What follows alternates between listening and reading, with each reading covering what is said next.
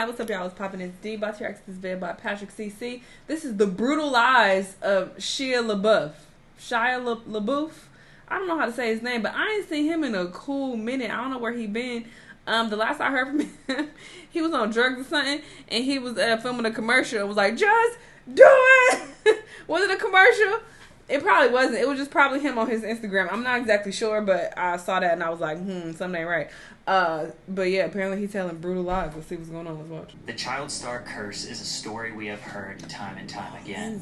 The young star discovers their innate gift of performing, or they have an image that perfectly represents a producer's vision. But children are naive and are very susceptible to mistreatment. Then the parents might abuse their power over the child. They might feel entitled to their money. Or sometimes they're just jealous that their child is more successful than they ever were. Shia LaBeouf's story follows a similar narrative. But recently, we found out that it might all be a lie. A sensationalized narrative to not only make money, but try and protect him from his wrongdoings. Shia's downward spiral is different than most because to this day, we have no idea what is real and what is a distraction from the truth.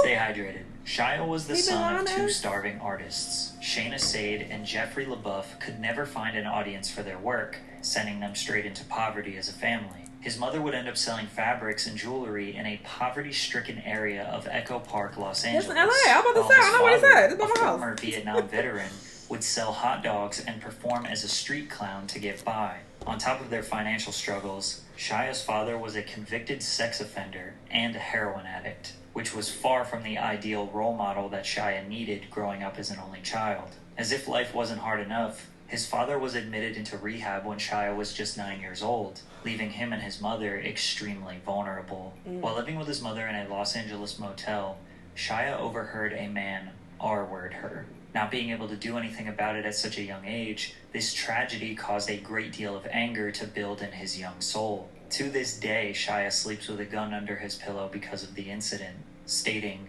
"I've always thought somebody was coming in my whole life." His parents were too prideful to accept food stamps and welfare. But is this all true or is this part of the lie? To find a way to make money for him and his family, or steal to get what he wanted. His first run-in with the law occurred in 1995 when he was only 9 years old, getting caught attempting to steal a pair of Nike Cortez shoes. Then a couple of years later, he also got caught trying to steal a Game Boy. His parents knew he needed a creative outlet to express himself and keep him out of trouble, so Shia turned to stand-up comedy, which was a perfect fit for a kid known as the class clown amongst his peers. Performing at local LA comedy clubs at the age of 10, he instantly stood out thanks to his edgy, adult sense of humor, going on stage and picking apart the drunk men and women in the audience, often starting his set with, "Hey motherfuckers, it's time for some jokes." Shia thrived in stand-up, but it wasn't going to pay his family's bills or get him the sneakers he wanted. He needed to think bigger, and that's exactly what he did. On a trip to Malibu with his dad in 1996, Shia met a kid wearing expensive clothing that he could only dream of affording. Shia asked him,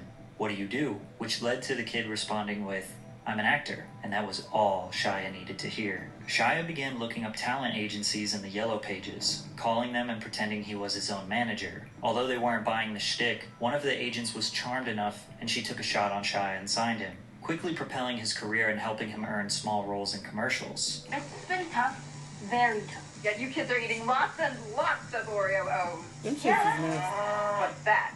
He also landed some minor roles in Freaks and Geeks and X-Files. Somehow, he found a way to make it in the spotlight that his parents always desired, with no formal acting or training whatsoever. After grinding smaller roles for a few years, he would finally get his big breakthrough in the year 2000, landing the lead role in the show Even Stevens on the Disney Channel. And you're not shy. I read somewhere for the Even Stevens at the audition, you scare the other actors who were waiting to audition by telling them, "Got it wrapped up, it's mine." I wanted it so bad. I would like walk around. I was like, "Listen, man, I know what you're auditioning for. I already got the part, you know." And I did. I eventually got it. It was all lovely. Shia played the role as Lewis, who is viewed as immature, rude, lazy, selfish, carefree, and extremely mischievous. He concocts elaborate schemes and inventions to make his life easier. This show, as well as Lizzie McGuire, were the first two Disney Channel live-action shows to pave the way for the iconic early 2000s Disney Channel hits. Even Stevens was a smash success. Shia would go on to win an Emmy Award for his role as Louis Stevens in 2003 and became a household name thanks to the show, with directors in the industry comparing his acting potential to stars like Tom Hanks and Gene Wilder. The show would have gone on longer than 3 seasons, but Disney famously has the 65 rule, where they will cancel a show no matter what after 65 episodes. Despite Shia having this big breakthrough, his life was far from glamorous. He had to live closer to where the show was being filmed, so he left his mother's house to go live with his father. He says his father was abusive, both mentally and physically. One time, Jeffrey allegedly held a gun to Shia's head in a Vietnam flashback. On top of that, the two lived in a $45 per night motel while he was filming Even Stevens. Disney Channel was known to pay their cast pennies compared to how popular the shows were. But whatever Shia was getting paid, he was using it to keep his family above water. He was merely surviving. Riding the success of Even Stevens, in April of 2003, Shia's career would continue to reach new heights with the release of the film Holes. The film generated... Actually, the movie wasn't even that fire, but the book is fire. So that's what made me like the movie, even though when I watched it, I was like, oh my god, this is so corny compared to the book. But the book is like really, really good. $71.4 million worldwide, and would open the door for Shia to blockbuster roles on the big screen. He started popping up as a tertiary character in a big film every year. Dumb and Dumberer, Charlie's Angels, I, Robot, Constantine, Bobby. This led to him earning lead roles in The Greatest Game Ever Played and Disturbia, which grossed $118 million in worldwide box office. But one role was about to take him to superstar heights. Transformers. In 2007, Transformers grossed $700 million in global box office. For those that don't know, American action films will often get worldwide praise and send those actors into lifetime A-list status. Shia did 2 of these films in 1 year, the second being Indiana Jones, which did nearly $800 million in global box office. Transformers 2 did over $800 million in global box office. Shia was on top of the world. His life appeared to be perfect in the public eye. He was beloved by everyone. He successfully saved his family from generational poverty, and by 21 was arguably set for life. But unfortunately for Shia, his past was beginning to creep up on him. LaBeouf was arrested and spent 2 days in jail after attempting to stab a neighbor in Van Nuys. In the very same year that Shia was hitting the red carpet with Megan Fox for the premiere of Transformers, he would spend 2 nights in jail for attacking his neighbor with a deadly weapon. Anger and alcoholism, a result of his troubled childhood, was starting to take over his life. Arrested in November of 2007 for misdemeanor criminal trespassing while refusing to leave a Walgreens. He described the incident. My logic was off, to say the least. Again, I'm on the sauce. By on the sauce, he means alcohol. His go-to vice that would become a big problem later on. He was arrested on suspicion of drunk driving in Hollywood in the summer of 2008. And in 2011, he got involved in a brawl outside of a Vancouver bar. He was slowly starting to derail, like many of the child stars that came before him. He earned $15 million for his role in the 3rd Transformers movie. Money was no longer the motivation for him. He didn't need to grind anymore. He decided to step away from the franchise and the millions of dollars it would have continued to produce. He started to chase roles that were more artistic and character-driven. In June of 2012, he made a nude appearance in the music video for the song Fior Piano. The video depicts a man and a woman locked in a never-ending cycle of addiction and desire. Then, just a few years later in 2014, Rob Cantor created a theatrical performance by the name of Shia LaBeouf. The lyrics describe Shia as a murderous cannibal. Shia makes an appearance at the end of the music video for this song, ominously applauding in the audience all by himself, which would later turn into a viral meme. Now, this performance wasn't really meant to be taken seriously, but the motivation behind it was unclear. And overall, just seemed to be pretty bizarre behavior for an A-list actor who was being deemed the next big thing by Steven Spielberg just a few years prior. It was in 2014 where Shia was truly never the same. Up until now, he had some arrests, some weird acting roles, but now people were really starting to question everything they thought they knew about him. It all started with this hashtag I am sorry art exhibition. Would you mind taking the bag off? Can you take the bag off your head? Can I take the bag off your head? Wow. Okay. It's you. Hi, Shia. I Am Sorry was hosted in Los Angeles in early 2014. Shia was dressed in a suit with a bag over his head that read, I am not famous anymore. Fans and spectators paid to sit into a tiny empty art gallery where he was seated, and one at a time they filed in, and they were allowed to say whatever they wanted right to his face. What? Oddly enough, he didn't say anything back the entire day. All he did was sit there and cry. This exhibit was a follow-up to his strange red carpet appearance for the premiere of the erotic art film Nymphomaniac, where he wore that exact same paper bag. Conspiracy theorists said that this was an Illuminati embarrassment ritual. His fans said that it was genius performance art, but most people thought it was another story of a child star gone mad. This stunt came just months before his most famous arrest. Shia was at a local New York City bar where he was pounding whiskey and watching the World Cup. He stumbled into a New York cabaret where Alan Cumming and Michelle Williams were performing. LaBeouf was smoking cigarettes inside the theater and shouting obscenities. He even allegedly slapped Cummings' butt as he walked by him during the performance, and cops arrested him during intermission. At this point, nobody really knew why Shia was behaving like this. You seem to have gone crazy since the last time I saw you. Is that Seen that way, doesn't it? Yeah. Yeah. Yeah, I guess I have. But he opened up to Interview magazine after these antics, which changed some people's perspective of him.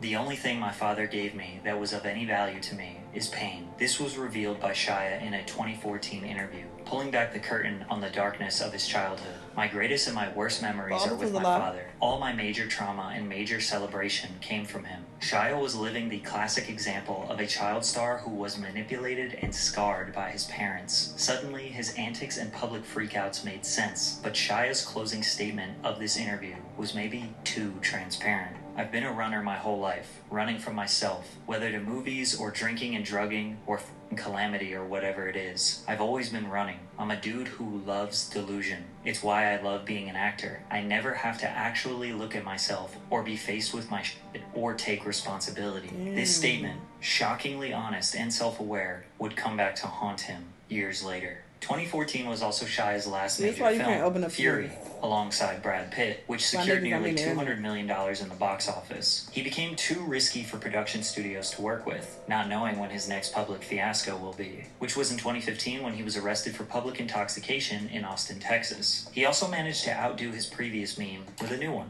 He filmed a 30-minute motivational speech in front of a green screen and posted it on YouTube, in which the internet had a field day with. It's time to do it.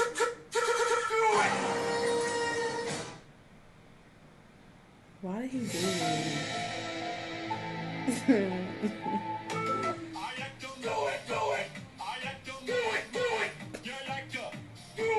But his next art project was inspired by Donald Trump's inauguration in 2016. This one would test Shia's sanity. Shia's art group launched an art installation in New York, just outside the Museum of the Moving Image. The project was called He Will Not Divide Us, and the goal was to live stream every single day of Trump's first term as president, bringing people together in a time of division, chanting the phrase, "He will not divide us," in front of a webcam set up outside the museum.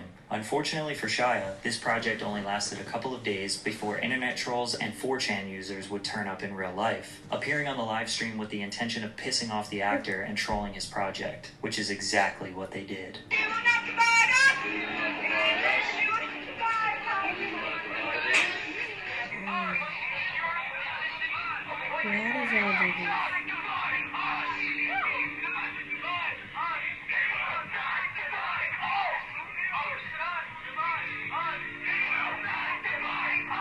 Realizing that people were just going to keep showing up and trolling his message, Shia reimagined the project. Instead, he put a "He Will Not Divide Us" flag up in the middle of nowhere, with a 24-hour live stream so people can go online and look at it. 4chan users were determined to ruin his project, and it only took them 10 hours to do it. They tracked Shia's most recent location using photos that he was tagged in on Instagram. Then they analyzed wind patterns, the sounds of frogs singing in the background, and the constellations in the sky to figure out where this flag was waving. And in 10 hours, they took down the flag, replaced it with a MAGA hat and a Pepe the Frog shirt, and trolled Shia off the internet for a while. But before his exit, we got some bars. I thank God Almighty that I'm falling slightly. I say amen, I'm just amen. It's chasing elation. In my occupation, who's patient, who comes from below the basement, from the pavement. Then I got an agent. Then I've done elevated. Past Tom Hanks' replacement. Goddamn, my life's amazing. Shia got married to his wife, Mia Goth, which seemed to calm him down for a little bit, until he was arrested again in 2017. This time for public intoxication, disorderly conduct, and obstruction. He was sentenced to 100 hours of community service, 1 year probation, and was also court-ordered to attend a drug rehab facility. In this rehab, he was instructed to write and reflect on his life, which may have been just what Shia needed to dig himself out of the hole that he was in at the time. And you wrote this movie while in court-ordered rehab. Yes, sir. Yeah. Which is, did you say, hey, I got this time, I'm going to be in here, I'm going to do this? Was this something you set out to do? Well, they said you have PTSD, you got to start writing. This is how you get to the solution. The only way out is through. So I started writing all these dark chapters, of my life, and it wound up being this script form thing. Sent it to my friend, became a movie. Honey Boy would eventually hit theaters in 2019, telling the story of Shia's childhood and his relationship with his father. His self-reflections in court-ordered rehab had transformed into a full-length feature film, completely revitalizing his career that he thought was over. However, before moving forward with the script, he needed his dad's approval, which wasn't the easiest thing to do since he hadn't spoken to his father in nearly 7 years. Initially, when he reached out to his dad about the script, he said that Mel Gibson would be playing him in the film, helping to convince his dad to give the movie the green light. Little did Jeffrey know, this was a blatant lie, and Shia would be taking on the role of his abusive father. We weren't on good terms, so I lied to him and told him, hey, Mel Gibson's going to play you, son, right here. Honey Boy successfully got Shia his reputation back. There was never a doubt that he was a great actor, but this film made it seem like Shia reconciled with his troubled past and was ready to change for the better going forward. If you can tap into how you can use your suffering to help other people, that is maximum joy. I always thought joy was, I get this and then I'm happy, or I do this and then I'm happy, or I get her and then I'm happy, or I make that and then I'm happy, or they respect me and then I'm happy, or I always thought happiness was to be acquired by the things I would gain from life. That's why I was always grabbing. If I knew early on that happiness actually is in me offering all of my suffering up for other people as an instructive thing, or as something that could benefit man, then I maybe would have lived my life differently. Unfortunately, this redemption only lasted temporarily, as more harsh realities would get exposed. One of Shia's co-stars on Honey Boy was an actress/singer-songwriter by the name of FKA Twigs. Shia's short marriage was already in murky waters, and the two would instantly hit it off. They started dating shortly after the filming of Honey Boy in 2018. Shia had a history of rocky romantic relationships, yet this relationship turned out to be more toxic and dangerous than the rest, culminating in a lawsuit at the end of 2020, where FKA Twigs sued Shia for sexual battery, assault, and infliction of emotional distress. She would detail terrifying situations he put her in. He was driving recklessly, removing his seatbelt, and threatening to crash unless she professed her love for him. She also says that Shia gave her an STD when he knew he was infected. FKA coming out also empowered pop singer Sia to come out as well, stating that she too had experienced abuse from Shia, calling him a pathological liar.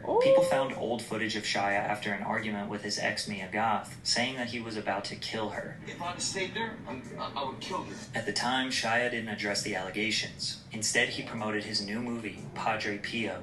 We're making a film, me, Abel Ferrer, and Willem Dafoe, we're making a movie called Padre Pio, about the great Padre Pio. After that, we didn't hear from him until the film was completed. Not only did Shia shift his focus to this role, but he shifted his focus to finding God through Christianity. This film had a lot of publicity, and it was during the mid-2022 rollout that Shia appeared on various podcasts and interviews, where he kind of addressed the accusations. The news that has come out has been like I've been abusive to women, and I'm shooting dogs, and I've been willingly giving women STDs, and like it's disgusting.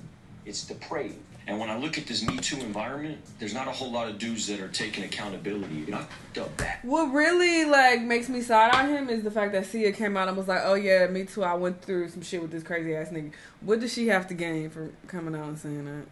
And if she's just lying, I don't see why she would do that. The chick, I don't know, maybe, but Sia, and your checkered past, and I just heard audio of you saying you a killer bitch. The signs are pointing to that being true about you. bad, like crash and burn type. It hurt a lot of people. He admits to a lot of wrongdoings. Nothing specifically, but both of these interviews, Shia allowed himself to be extremely vulnerable. He admitted to the monster that he was. He admitted that getting back with Mia and having their first daughter allowed him to live for a greater purpose. He also admits to lying about his father. Like with my dad, I want to hit my dad up. Now here's a man who I done vilified on a grand scale.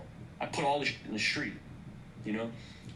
And used him, juiced my dad is like, this is the reason I'm foul out here. You know, I'm come from this wayward upbringing, and you know, my dad is the reason I'm such a fuck up. You know, he's a biker and a wild man and a criminal and a da-da-da and abusive and I wrote this narrative, which was just fucking nonsense. My dad was so loving to me my whole life. Wow. Fractured, sure. Crooked, sure. Like wonky for sure, but never was not loving. Never was not there. Wow. He was always there. He Wow. was always there. You ain't shit. And I done a world press tour about how he was as a man. My dad never And hit made me. a whole movie about it. Never. He spanked me once. One time. Look at him. He like, nigga, what the fuck? Why would you confess to this? You should have kept it to your goddamn self, because this is trifling as hell. Wow, Shia. Gets painted in Honey Boys like this dude was like abusing his kid all the time. You know, my dad tried to keep me from smoking cigarettes. That's when he spanked me. Honey Boy was literally his redemption arc that got him into good graces with the public. He lied about the whole thing. Wow. Threw his own father under the bus so that people would... And you manipulated him into signing the fucking release for it. Told him Mel Gibson gonna play him and he gonna make you look good. He gonna depict our, great relationship. And you up here lying on this man? What? For him again. I know you fucking lying. That Shia has come forward and admitted to his wrongdoings. No, but it justifies you a lot of shit. people's claims who said he was a manipulator and a liar in the past. Exactly. It's very tough to realize what about Shia is real and what is being lied about for his benefit. This is why a lot of people in Hollywood just stay away from him. You just don't know what stories about him are true. I mean, him admitting to the lies makes me even question all the information in this video. He has admitted in the past that he loves not having to face the responsibility of his actions. All that we can hope for is for the sake of his family, his daughter, that this time, what he is saying is true. Hopefully, his spiritual journey has earned him a new lease on life. And maybe this time, he is actually a changed man.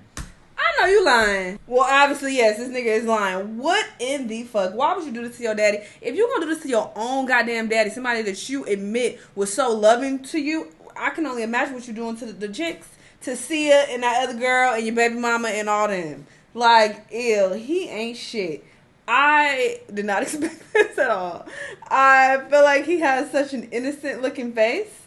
So, seeing him over the years, I always thought that, he was like this wholesome actor, and the whole time he on some bullshit. This is crazy. Y'all let me know what y'all think. Let me know what other videos you want to watch, and I'll see you on the next one. Bye.